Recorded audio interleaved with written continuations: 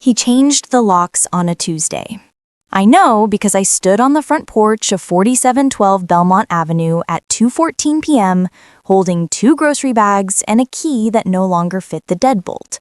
The house where I grew up. The house where my mother died 6 weeks earlier. Chicago in February doesn't forgive anything.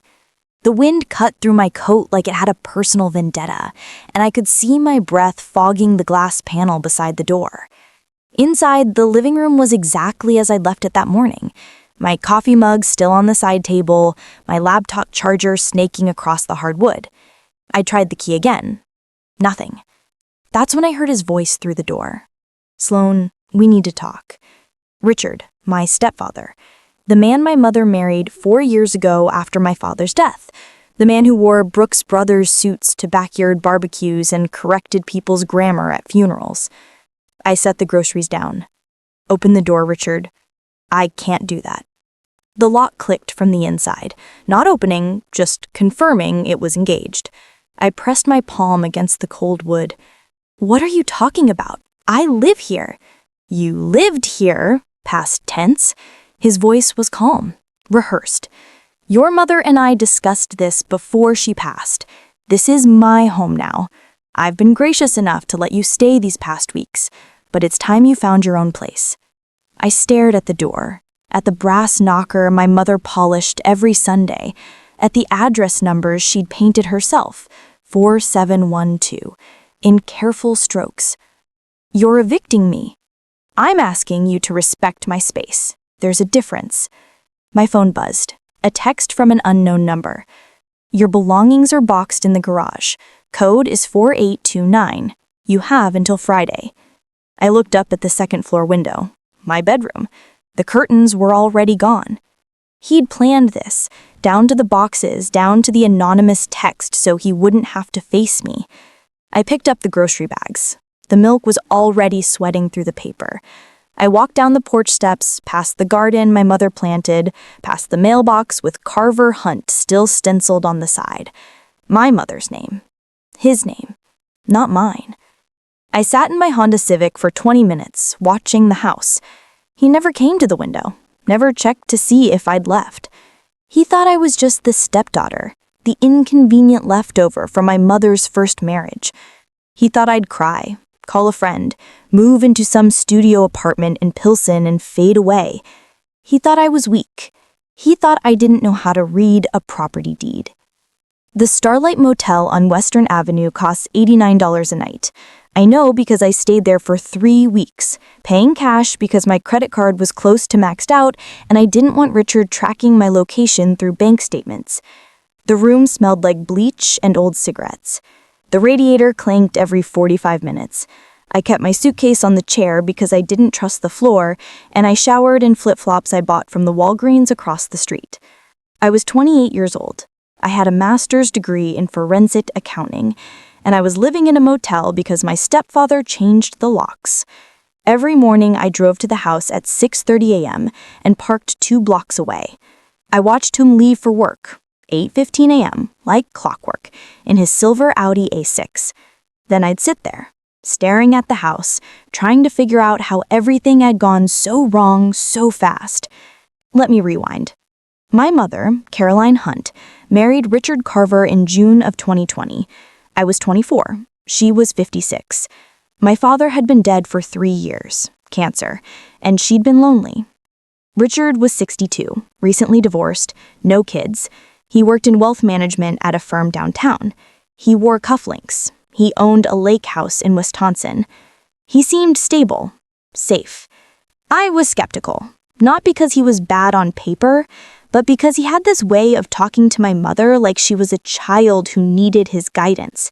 He'd correct her pronunciation of bruschetta. He'd suggest she reconsider her outfit before they went out. He called it caring. I called it controlling. But my mother loved him. Or maybe she loved not being alone.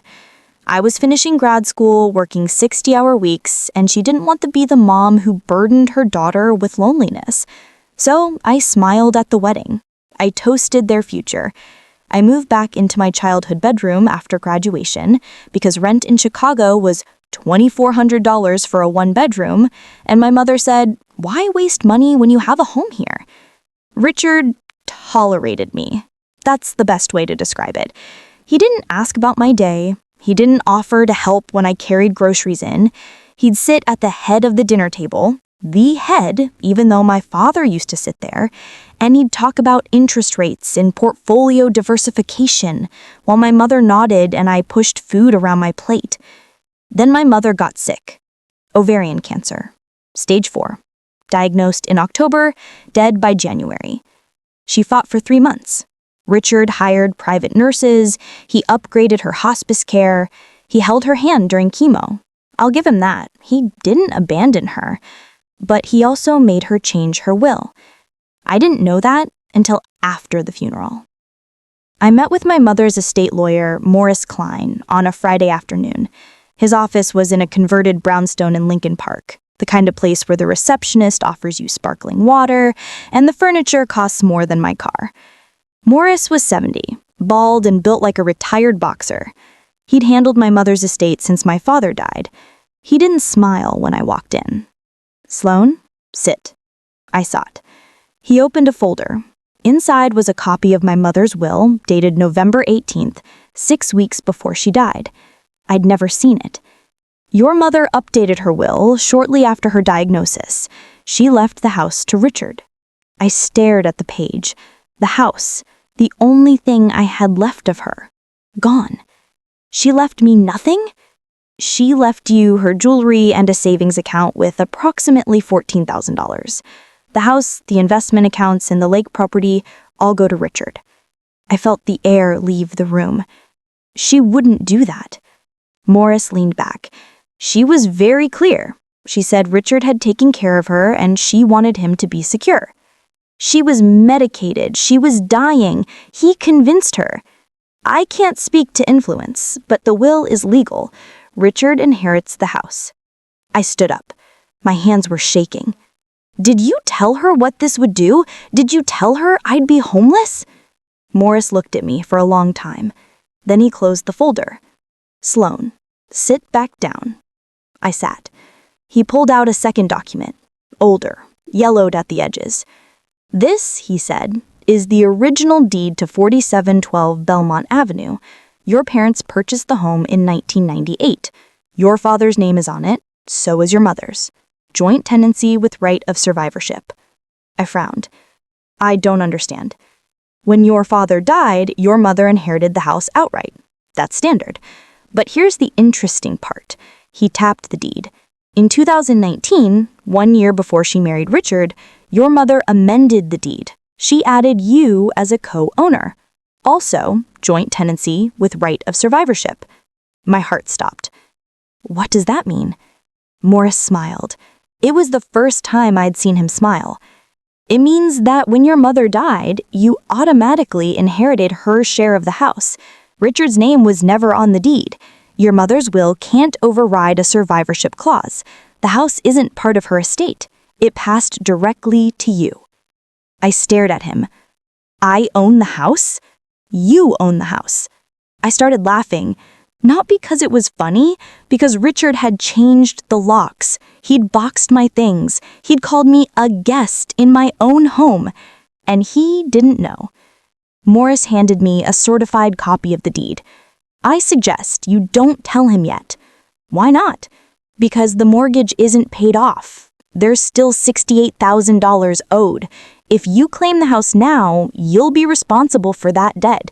But if Richard believes he owns it," Morris leaned forward, "he'll keep making payments. He'll keep maintaining it. And once it's paid off, you take it back." I looked at the deed. My name, my mother's name, not his. How long until the mortgage is paid off? Richard's been making double payments since your mother died, probably to clear the debt before selling. At his current rate, 4 months. I folded the deed and put it in my bag. Then I'll wait. I played the role perfectly. I stopped parking near the house. I stopped texting him. I found a cheap sublet in Bridgeport, $950 a month, shared bathroom, roommate who worked nights. I kept my head down. But I watched. I set up a Google alert for 4712 Belmont Avenue, Chicago, in case he tried to sell. I checked the county assessor's website weekly to confirm he was paying the mortgage. I drove past the house every Sunday at noon when I knew he'd be at the gym. He replaced the porch light. He repainted the front door. He hired a landscaping service to handle the spring cleanup. He was nesting, making it his. I let him. In April, I saw the mortgage balance drop to $22,000. In May, it hit $9,000. On June 4th, I checked the county records. The mortgage was paid in full. Richard Carver owned a house free and clear. Except he didn't. I called Morris. "It's time," I said. I met Richard at a Starbucks on Clark Street, neutral ground. He'd agreed to meet me because I'd texted him, "Need to discuss Mom's jewelry. Can we talk?" He thought I wanted my inheritance.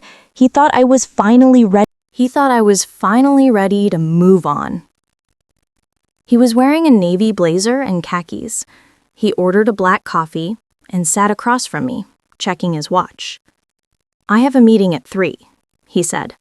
"Let's make this quick." I slid an envelope across the table.